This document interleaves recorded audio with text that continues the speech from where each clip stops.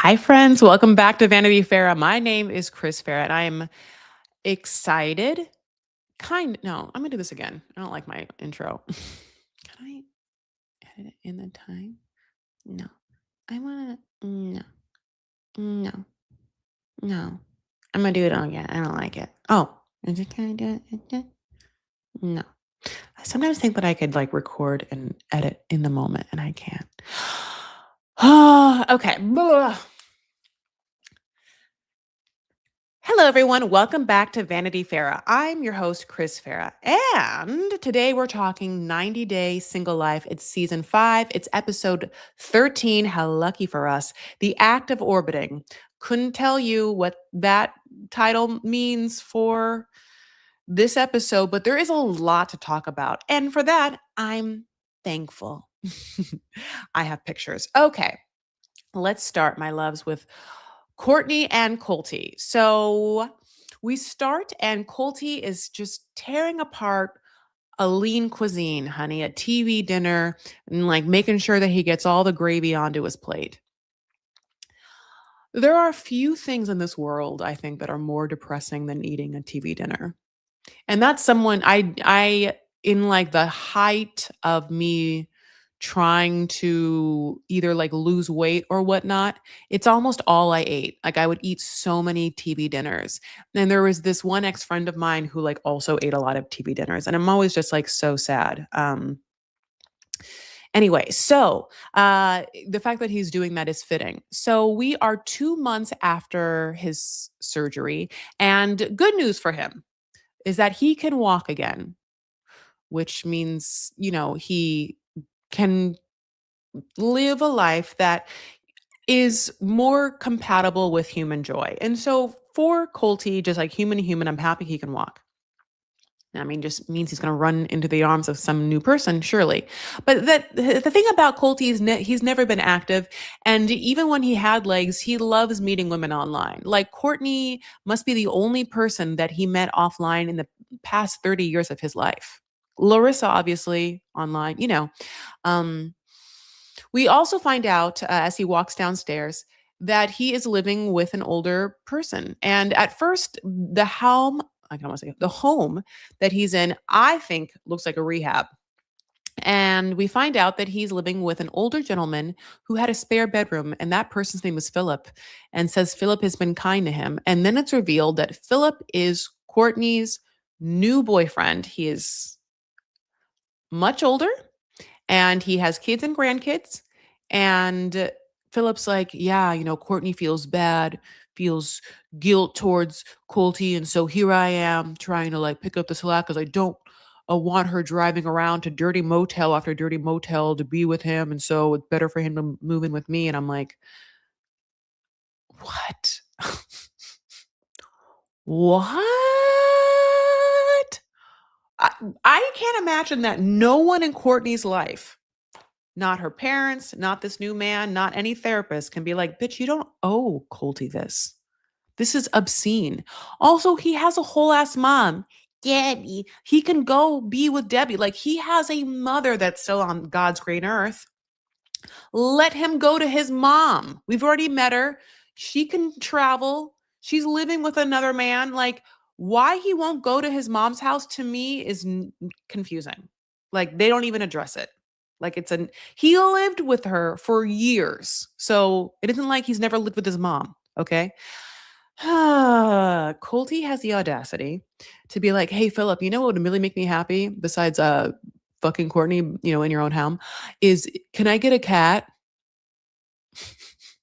No. No, you can't get a cat. No, that's something you do in your own home. You guys aren't roommates. He doesn't want you here. How dare you? I think it's a huge ask. Philip's like, well, Courtney's allergic to cats. So no, and then at least Philip has the good grace to be like, that can be your fucking going away present. That's your gift to yourself when you get the fuck out of my house. I mean, yeah, I can't understand this life because I don't know why everyone is allowing this to happen, including Colt. He can be like, "Well, I have no one to go." I mean, then go to a rehab place. I don't know, go that's on you then, buddy. I mean, like, Courtney must think that he'll go homeless if she doesn't help him. And then I think that, well, then let him sleep in a car for a second and, like, let him learn a lesson. That's how I feel. It's funny because she went from, like, being like, "Oh, I still love him," to, like, feeling very different about this. She still feels, I guess, guilt about this, but at the same time, she calls him a snake, and I'm happy about that. So Philip's like, "Yeah, I love romance." And Courtney loves romance, and I love romancing her. And then Colty's like, "It's basically a sugar daddy relationship." When we're like, "Yeah, we know. We watched Courtney and heard Courtney talk before. That's all that she's been wanting this whole time. The entire time, Courtney's been like, I want a rich man. And she wants to, like, drive around and go to Pilates and, like, stunt on the gram. The other thing that Courtney, really loves is Disneyland. She goes to Disneyland so much, which, God bless. It's funny because I live in LA, but I grew up in Orange County and I had an annual pass and, truly even a magic key to Disneyland. And even then I would never call myself a Disney adult. But there are, right? There are Disney hardcore adults and I am surrounded, I mean, not technically, but in the Southern California area, it comes up. And I forget that, like, yeah, she's like a Disney adult for Florida, I guess. Like, I wonder if her parents have, like, magic keys because they kind of seem like the people that would. I wonder if Courtney, like, sort of in her mind wants a princess wedding there at some point. Okay. So, she as we know, she has been wanting a rich man, and that's another reason why we were like, "Why the fuck are you with him, Colty?" Philip at least makes some logical sense. She's like, "Yeah, I was listening to a dating podcast and they said," and at first we're like, "Is this a dating podcast or this is your therapist?" They're like, "Go out there and get a man that's so old he needs cataracts so that he can't see another woman," which it feels like, yeah, that's really shitty advice too. It's just it's kind of it's gross. It gets grosser to think about, like, transactional sexual relationships. I understand sex work that happens, but to live your life wanting to be in a relationship that's transactional with where you aren't just both giving each other a service with a means to the end, I don't understand it. But, at the same time, he wants a younger woman, obviously.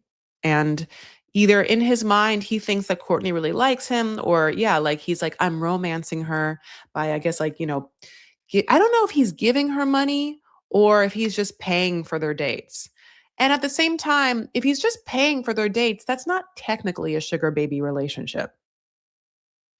So, like, to me, a sugar baby relationship is if, of course, he's paying for every date. Like, that's the obvious.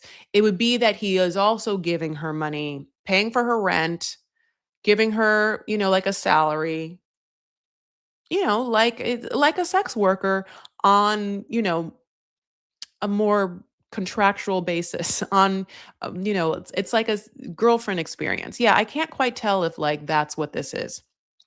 Or if Colty's just throwing shade out there because, Philip can pay for things. But I wonder if like allowing Colty to live in his home is part of the payment that he gives Courtney, which is crazy. So then Courtney and her new boo go to play pickleball. It's like an indoor court, and they get pretzel bites. And then they both talk about the fact that Colty has overstayed his welcome, that he can walk now. Philip's like, I think that he even, like, can walk better than he's doing, and he's just, like, trying to milk it. And then both of them call Colty a snake, which is hilarious, again, because Colty came back from Brazil wearing a whole ass snake-looking necklace. So, at this point, she's over him, and I'm, like, so happy for that, at least. If that's the one thing that Philip has to bring to Courtney is to get rid of Colty, fine, fine, fine, fine, fine. I will tell you something super gross, though, is that they kiss during this date, and right after the kiss, you watch him wipe the pretzel bite grease off his face.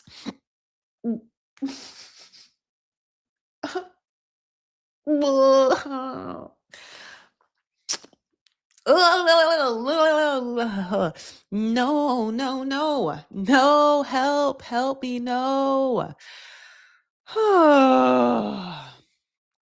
Yeah, even in this conversation when they're both like, he's a snake, but are afraid to kick him out because he has nowhere else to go, no one else to take care of him. I wish Courtney'd be like, oh, except his mom who tried to, push him off on me. If Philip has so much money, why doesn't he just buy Colty a one-way goddamn ticket to Canada where his mom is staying? Seems cheaper, you know? Get him an exit row seat. He can't be in the exit row. He can't, move that well. Um, Fine, whatever. Like, get him out though. I mean, Debbie gave birth to him. So that he's anyone's problem, it's Debbie's.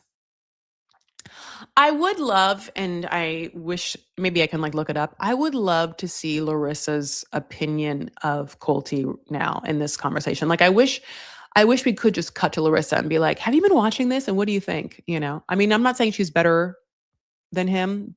Um, but I just feel like her opinion would be hilarious. Also, probably negative. And obviously that's mine as well. So, and like she said, whoever is against the queen must die. And he was against the queen. That was a curse that she put on him. And we didn't know it at the time. Okay. Um, I just think that's so funny. Yeah, Courtney and Philip are like, full on Instagram official. There's like Us Weekly stories about him. She's really, putting it out there.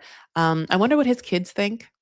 They're probably like used to it. Courtney's like a normal person, at least in the sense that like, I don't think Courtney's gonna like come after the kids. But I always wonder, like, if you have 3 kids and you have like multiple grandchildren, like, what happens when you die? Are you thinking that you're gonna give, like, half your money to your new brand new wife and, like, fuck those kids?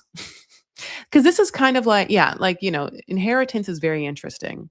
Also, how rich is Philip?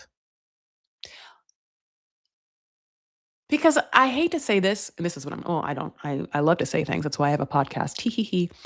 If you are really rich, and that's a big word, but let's just say you're wildly financially stable, you're not gonna have a Colty in your house. Like, if you are really rich and you're dating a woman who's like, I fucked up. This man that I was sort of talking to and seeing broke his leg, and I feel like a tethered guilt to him.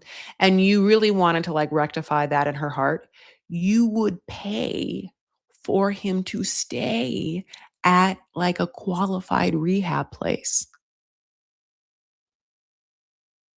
or any other place than your own. That's truth. I mean, that's then how rich is relative, I guess, or money is relative because usually people who have like ascertained a certain amount of wealth and in their lifetime and they're up in the years, they get, pretty specific on how they want to live and how they want to control their environment. And just letting some random person move into their house is like not an option. This is real. That's real. There's no way. Let's talk about it. I mean, you could get that man on Medicare and get him into something, right? I don't really know about, I'm so sorry, like what happens in Florida with insurance, truly not. But if he can't walk, there's got to be other options for Colty. I mean, I hate to say this, but like rehab facilities that aren't super nice. But the man's eating TV dinners anyway. So, uh, the Philip is like upset. He's like, "Yeah, we can't even like hang out in my living room." Well, then yeah, why are you allowing that? Is Philip like a just mildly financially secure, like super beta male kind of person? I don't quite understand like it. Anyway, I'm assuming that once Colty leaves, like, and if Courtney found any other person, she'd be with him. Even though I think they're still together now, or at least that's what's happening on social media. But and by social media, I mean like Us Weekly, because I don't think that she's posting him a lot to her stories or hasn't yet. Maybe she's been waiting for this episode to air. I mean, if we see a bunch of Philip, then maybe they're in love. You got to tell me. Also, if you go on Instagram, you can follow me. I'm at Chris L. Farah. Hi. Also on TikTok. What? So God bless. I forget it's TikTok. Sometimes I wanna say Twitter, but it's really TikTok. I'm not on Twitter. Okay, so let's move on to Pedro. Um, so Pedro goes up to me with his BFF Villa, who's, like, hanging in a hammock, and he's like, "Bro, you look miserable." And I'm like, "Well, he was in that hammock in the DR. It looks like he's pretty chill." But, he is. Villa says that Liz told him yesterday that she has something back home. And Pedro's like, "That's so crazy because Sophie has someone right here." Sophie went on a date. So it's like, yeah, she doesn't even just like have someone back home, and surely she does. She found someone in a second here. So it's even worse to me. Because you can't fault Liz for having been in a situationship before you met her when you have met her on vacation. You can fault Sophie for coming to the DR to be with you and your family and then going on a date with someone else that she just met when she landed because that person popped up on social media, not Hinge, not Raya, not what else. I mean, God bless. So, cut to Sophie, who's combing her eyebrows, but she's really using one of those mascara dualies to, like, separate the false eyelashes, like the eyelash extensions, which you have to do. Um, and she's like, "Yeah, I got a text from that hot guy I met last night. Just nice to meet you. Bye." And, she never asked him a question about his life. He was like, "I own a gym." She's like, "Cool. Show me your abs." And he also didn't ask her a question, but, God bless. Maybe they cut it out. So she's like, "Now I have no male attention. And that's not Sophie's way. Sophie's choice is to have male attention." That's what the movie's about, right? It's not what the movie's about. That's a really bad joke because it's a very intense movie. I've never watched it, but I think it's about choosing between children. I'm not quite sure, but Sophie's like, "It's about which DR guy I'm gonna be with. Right now, I'm gonna pick Pedro because Pedro's the only one there." Um, so basically, she's like texts him and he's like gonna meet at the beach. And so he's like, "Good, another chance for me to show her my value." Which is interesting because he keeps putting himself out there and he feels like he understands that she does not care about him. And I hate this for him. And it's interesting because, yeah, he knows she already went on a date and he's like, "Now I'm going to show her my value. My value is I can teach her how to open a coconut with a machete." Now, that's not probably important to her. She can just buy, harmless harvest when she's here. But she's gonna like act real delicate trying to open that coconut. And then they open it and she can't barely get some hydration before he's like, "So how was that date?" And she's like, you're in a good mood. Do we have to talk about it?" He's like, "Well, did you guys kiss?" And she doesn't want to answer that the answer is yes. And they fight. Like he gets upset, he's jealous, which is like, if you knew she went on a date, like, why aren't you like this mad and jealous over that? Look at Sophie. You think she's not going to kiss someone? He's like, "I can't believe it. I brought you here, took us 7 months for you to come, and then we finally get one kiss. I get one kiss from you. I haven't even been able to tap that ass. You meet some guy and kiss him immediately." And it's like, yep, because she doesn't care about you. It's obvious. Like, that's obvious. That's the behavior is like she does not care about you, your feelings, how you would feel about that. It's like wildly disrespectful to me to be in any sort of like communication and or weigh on a relationship with someone and do that. Now she doesn't understand that. And maybe this is where the difference is. She's like, "I told you I need time to heal." And I think that like he thought that meant to go slow with him, but she meant healing means doing whatever the fuck she wants, sexually and romantically. It's a different thing to heal, it's a different thing to like want to be single. And I don't understand if they just didn't clarify that. They certainly didn't. He gets up immediately and he's like, "Fuck you, I'm gonna leave." And I'm happy for him, honestly. I'm happy for him. If that's because he's obviously upset and that's what he should do. He shouldn't stick around and open more coconuts. You know what I'm saying? He already opened the coconut. He found out coconut doesn't want him back, God bless. And then she's like, "Running away is so childish." She's like, "I do care about him. He got so mad because I just went on one date." And it's like, yeah, yeah. If you have respect for someone who you know is romantically interested in you and you are romantically interested in them, then it's wildly shitty what you did. Wildly. Weirdly. I It's obviously that she just wants to like have her cake or eat it too, but mostly I said this, like she really I think gets off on male attention and she just wants to move the way she wants to move, which is, like a single person. And she also like even the way she defended her mean girl behavior. She has this thing in her mind that she wants to defend herself and be like, "I can't believe he's mad at me." When it's like, "Oh, we can." She's like, "Oh, like I can't believe Liz did what she did and I wasn't trying to be a mean girl." Yeah, you were. Yeah, of course you were. I mean, you're going to have to look back at your behavior and be like, yeah, this is shitty for anyone. No one with like wisdom or emotional intelligence, boundaries, or self love would deal with that. Also, it's obvious you don't care about Pedro. Like,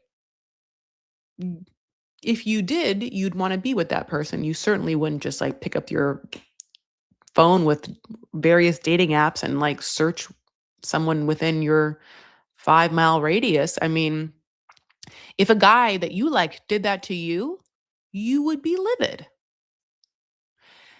Yeah, I mean, dating is hard though. So that's the end of them. Oh no. Now, I care about Villa and Liz. So I would absolutely rather have, more of them. And I'm happy we get to do so. Like, I'm hoping that's the end of that fucking conversation. Who knows where Julia is? Who fucking knows? We haven't seen her in so long. That's fine. But I mean, person did not have to be there. Also, yeah. Um, Also interesting. Remember that girl that Sophie was living with that, people thought was maybe gay or whatever and in love with Sophie, and then like Robin, that girl fought all the time. What happened to that girl? Why didn't that girl go on the DR trip? And I bet you, I mean, I'm not going to put money on it. I'm no beer con, but like those people aren't friends anymore. I'm sure they're not. Let's move on to Jamal and Kimbali. So Kimbali is like knees deep in this English life, honey. She keeps saying governor all the goddamn time. She's just like, governor, governor. She's like, hi, Jamal. Hello, governor. It feels very Dick Van Dyke, Mary Poppins. Now Wayne, listen, Wayne has come with such amazing technique. I mean, beautiful flowers, great first steam train date, second date is a blacksmith workshop. Now, now we know that the new season of Last Resort happens in England, like at a castle, very Traders coded.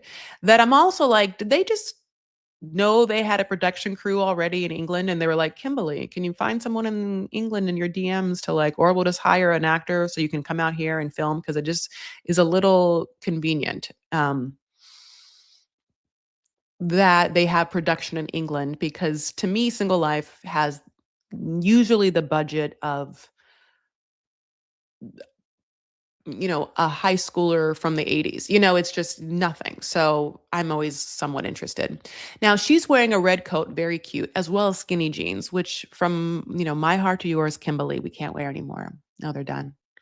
I'm being honest. Can't wear mine either. I don't even really own good jeans. The thought of having to go and find new jeans, oh, horrible, but that's not it. Um, at the blacksmith place, there is a lovely female blacksmither who has a North Country dialect. So she'll say things like, hopefully. Oh, it's like music to my ears. I love A, accents, B, North Country accents of like Northern England accents, which is like, I guess in between a London accent or like a Scottish accent. It's so great. I would need to like know how to do it more. They're making coat hooks.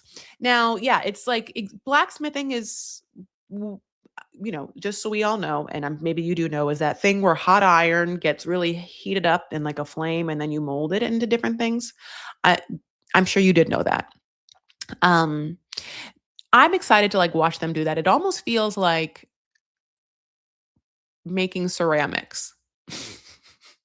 God, these kind of like manual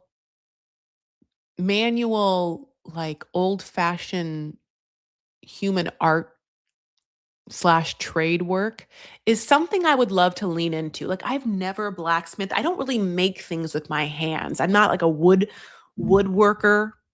I wish I was. Like I think that ceramics is my first thing I got to do. There's not a lot of blacksmithing that I know of that happens in LA, but ceramics, making some bowls would be great for me.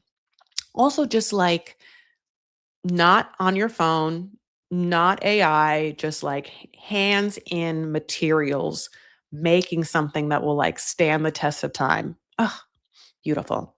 So they have, a good time. Jamal's like not into it for some reason. He just goes outside and he's like, I'm not having fun. I'm like, all right, buddy. Well, you're not going to ever be able to, do this kind of shit again. So just figure it out. Why? It can't be that bad.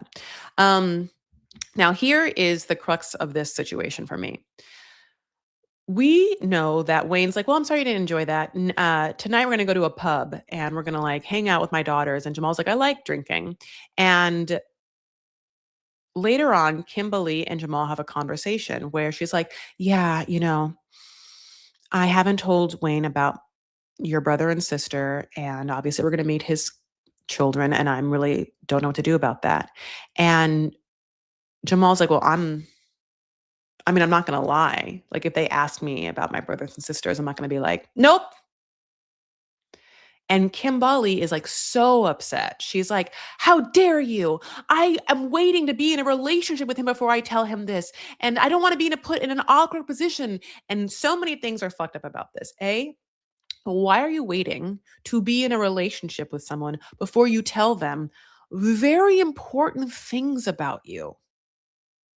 Also, this truth you don't want to share isn't just your truth. It's Jamal's. It's Jamal's family as well.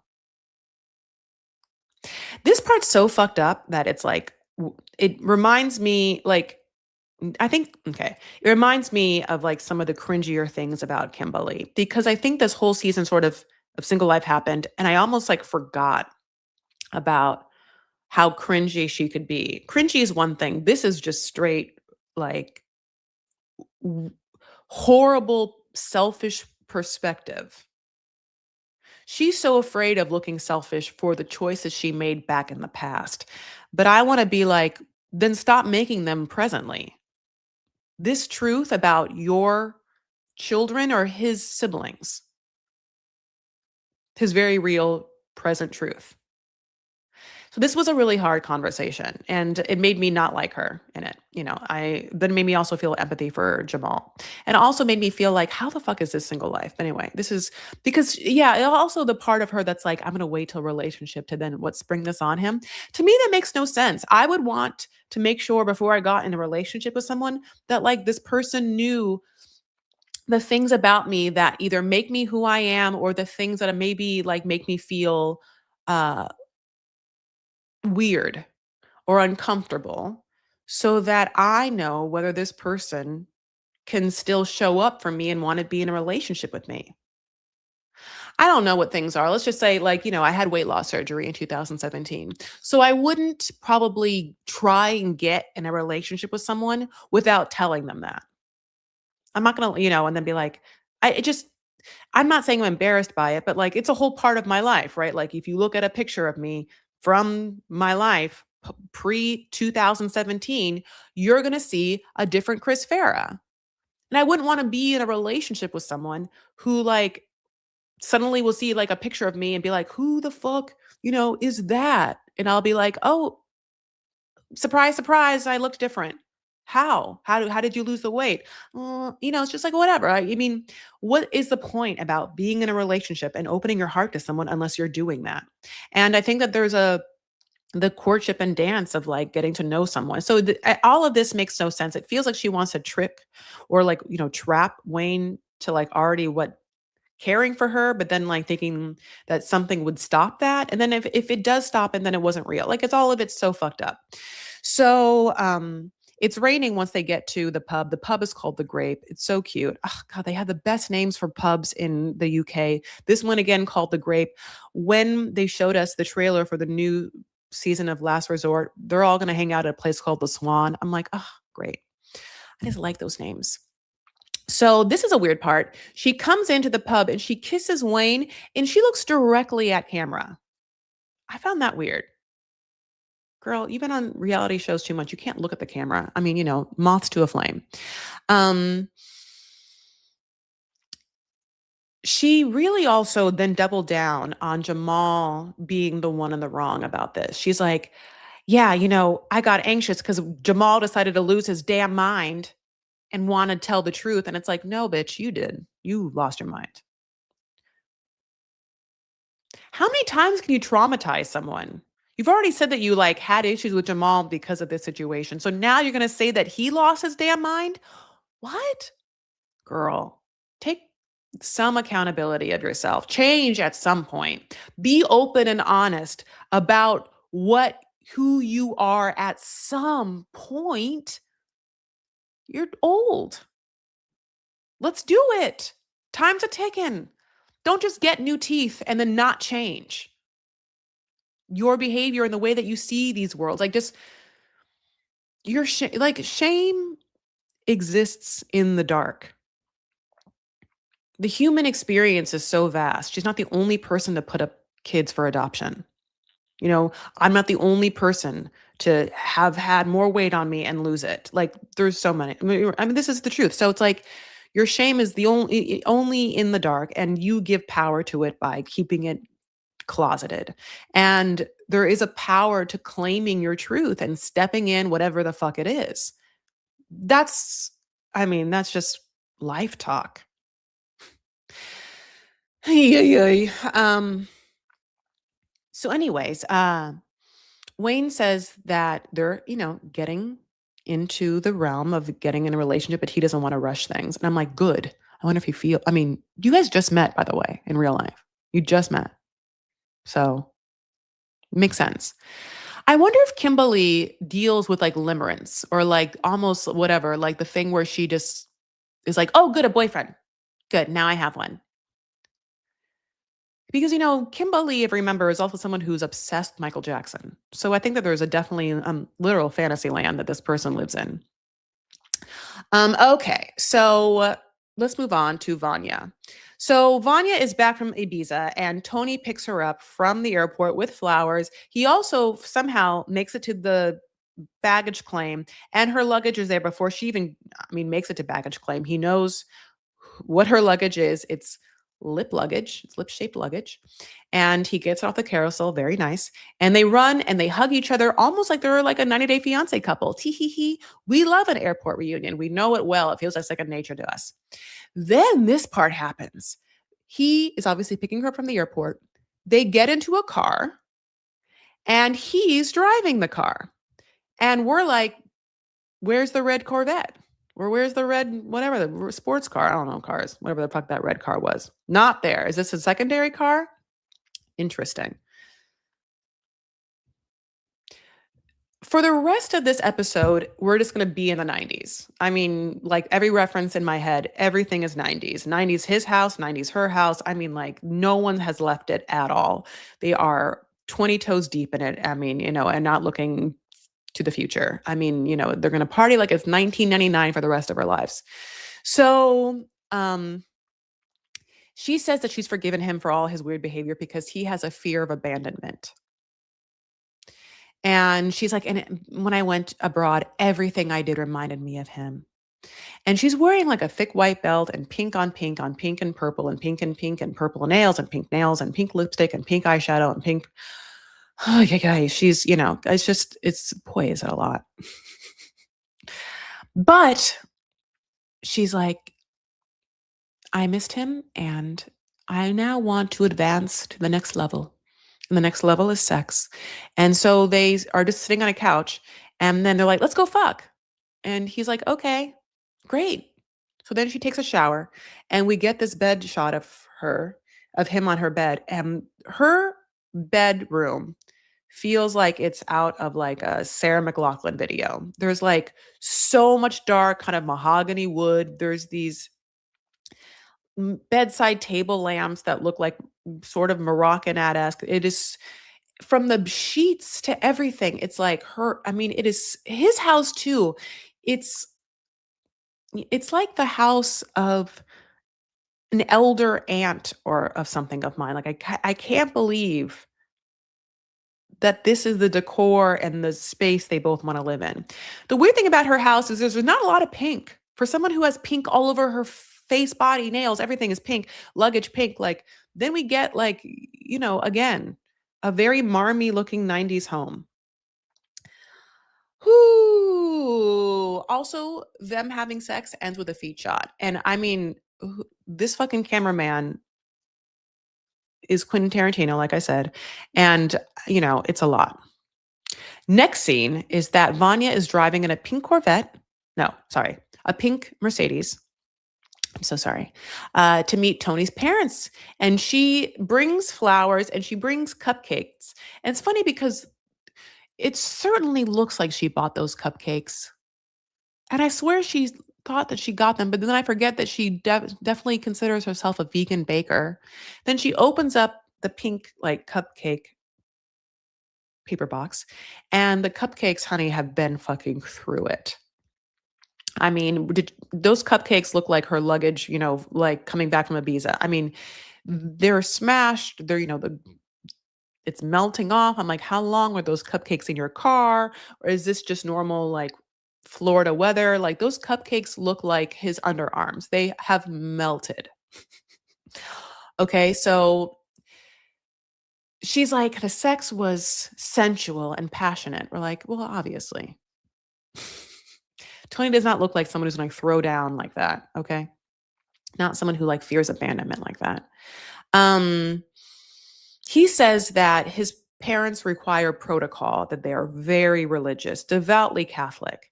And that's gonna be interesting to me because 'cause I'm gonna be like, "Well, then what they needed from you was backstory, conversation, and, like, preliminary, like, setups before you met Vanya," who Vanya then gives us a lot of, like, her vulnerable, very, or I guess, vulnerable, not the word. She's vulnerable in sharing what was her childhood, which she came from a war-ravaged country, and it was a religious war where she, knew people that were of different faiths, and by the end of the war, everyone hated each other. And so she says because of this trauma, she, like, fucking hates religion, which I get. I totally get. And then I think, is this why she's so into pink? Is she like, does she live like in a little bit of like a regressed maturity state because she did have to deal with trauma at such a young age? I mean, all the pictures of her, she looks very, very different as a child. We all do, but yeah, it did ring true. His house, so 90s, she comes to it with the cupcakes. And then we meet his parents. And his parents are very much like, well, how are you? What do you do? She's like, I belly dance and I do Bollywood dance. We're like, Bollywood dance? You've never said that before, but convenient for you to now to say that. And the mom's like, me too. I dance too at the church. Are you religious? And she's like, no, I wasn't raised that way. And then the mom's like, okay, well, would you be open to coming to my church? And I'm happy for her because Vanya's like, nope, no, not for me. And I'm so happy for that. She's not going to try and, like, she knows what she is in for and what she's not. And if it's a traumatic situation for her, I get why she wouldn't want to go. If someone wasn't from a war torn country and didn't have that experience, maybe I'd be like, well, let's go to the church and see what it's like. But she is, has a boundary. Now, this is where I'm like, Tony, you know that she has this past, and you know that your parents feel a certain type of way about religion. If you know that she's not going to even want to engage with your mom about trying it out, then you would have had to have told them that, like, hey, you guys, I know you care a lot about Catholicism. Um, she had to deal with a religious war. And so there's a lot of, like, PTSD there. So please don't pressure her or talk about whether she's religious or not. I love this person, and I think this person and me are great, and you can accept that or not. But I'm just going to protect her now and not put her in an awkward position by telling you guys it's a no-go from the jump. But he certainly didn't. I mean, he sits there and looks down, honey, like he's Forrest and Molly. I mean, he doesn't say one thing. This person's a doctor? Of what? He has no bedside manner. He's weird as fuck. All of his cars are weird. His house is weird. Like, what? I don't mean to say doctors should, just like I don't know. Doctors see a lot of different types of people in this world. And I think that, I mean, there's actually a lot of doctors that have no social grace. So maybe he really is one of those ones. Yeah, he must have just been forced to go to medical school, honey, and like barely dated, barely talked to anyone, and now finds himself on this reality show. That's my only like thought process. Um, I also, I get it because I know what it's like to like come from a Catholic background and then those older folks, honey, those folks going to the church, if you're gonna like, be hooking up with one of their sons or daughters, they best wish that person goes to church so they can do all the church things. The bake sales. Like literally Tony's mom's like, these vegan cupcakes, they taste so good. She's in her mind being like, oh, bake sale, bake sale, bake sale. Oh, good. Vanya will come with the cupcakes every Sunday. I get to have these cupcakes after mass, but that's not going to be the life. Also, Vanya, do you need to like work on that frosting recipe just because it does look a little melty? You know, it's interesting that she was like, "Let's have sex, and then I'll meet your parents." I wonder if he was like, "I'm not going to let her meet the parents until we have sex, because once that happens, it's probably, not gonna move on." I wonder if they can move past this, because to me, they only move past it is if he is willing to stick up for her in front of his parents, and also if he is not devoutly Catholic. Like, is he? Does he go to church every Sunday? Is he thinking they're gonna get married in the Catholic Church? Is that important to him? All of those questions and more we don't have, but I think about them, and I think you do too. So listen, we're friends and thinking about these, and we wanna know the answers. Ugh, my loves, just so you know, Single Life is happening. Tell-alls part 1 and 2 happened for before the 90 days. We have brand new regular 90 Day Fiancé season happening upon us. Of course, also, like I said, the brand new season for 90 Day Last Resort happening. So much on the docket. I'm also going to go see, or I'm going to release an episode that's more pop culture heavy, which I'm excited to talk about. The things that are happening in this world, my babes, like the Met Gala, if you're listening, happened last night. I watched what's wrong with me? Devil Wears Prada.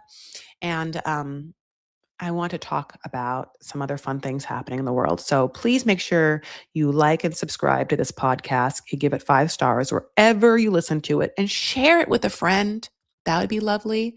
Also, if you want more of me, you can find me. I'm at Chris L. Farah on Instagram, on TikTok. I have a Patreon, Chris Farah. You can give me $5 and you get special lives as well as like a more kind of intimate, personal conversation with me and see my apartment, stuff like that. As well as you can follow and subscribe to my YouTube page. That's really fun. I'm doing lives on YouTube as well. You can have your hand in my private group on Facebook. It's called Vanity Farah, and like my page, Chris Farah, on Facebook. A lot of free and not free things to do to get more of me or to support me in any way. All of it I appreciate. I appreciate you listening and downloading this. Really, thank you so much for spending any time with me. I hope May treats you really well. May treat you well. May you enjoy May. 2 breaths as we like come into our own and we start to spring clean our lives, get rid of the old, um, give away some stuff, and make room for the new. Okay, my loves? 2 breaths to consider that presently with each other, wherever you are and me. Let's do it.